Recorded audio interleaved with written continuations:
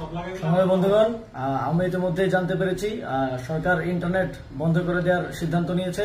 আমরা আবারও শঙ্কা করছি, ইন্টারনেট ব্রডব্যান্ড সবকিছু বন্ধ করে দিয়ে আবার দেশে একটি ক্র্যাকডাউন চালানো হবে, মানুষকে হত্যা করা হবে এবং একটা হত্যাকাণ্ড চালানো হতে পারে আগের বারের মতো। সেই জায়গা থেকে আমরা আমাদের আগামী এই পুরো সপ্তাহের কর্মসূচির আউটলাইন ঘোষণা করে দিয়ে যেতে চাই। আমরা জানি না ইন্টারনেট বন্ধ হওয়ার পরে সমন্বয়কদের কি হবে, আমাদেরকে আবার তুলে নিয়ে যাবে কিনা, মেরে ফেলবে কিনা, কিংবা যে কোনো কিছু ঘটতে পারে। সেই জায়গা থেকে আমরা একটা কর্মসূচি আউটলাইন ঘোষণা করে দিয়ে যাচ্ছি।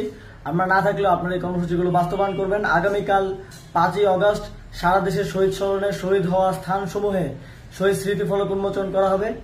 11টায় শাহবাগে শ্রমিক সমাবেশ হবে কেন্দ্রীয়ভাবে, 5টায় নারী সমাবেশ হবে শহীদ মিনারে।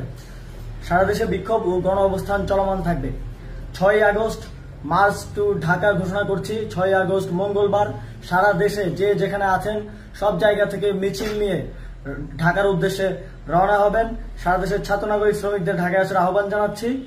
সকল এলাকায়, পাড়ায়, গ্রামে, উপজেলায়, জেলায় ছাত্রদের নেতৃত্বে সংগ্রাম কমিটি গঠন করুন। যদি ইন্টারনেট ক্র্যাকডাউন হয়, আমাদের গুম, গ্রেফতার, খুনও করা হয়, যদি ঘোষণা করার কেউ না থাকে, এক দফা দাবিতে সরকার পতন না হওয়া পর্যন্ত রাজপথ দখলে রাখবেন এবং এই সপ্তাহের যে কর্মসূচির আউটলাইন সেটি আপনারা ফলো করবেন।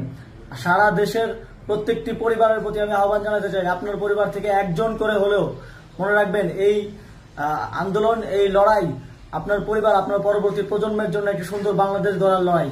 একজন করে হলেও ঢাকার উদ্দেশ্যে রওনা করে দেবেন, একজন করে হলেও যুদ্ধে পাঠাবেন।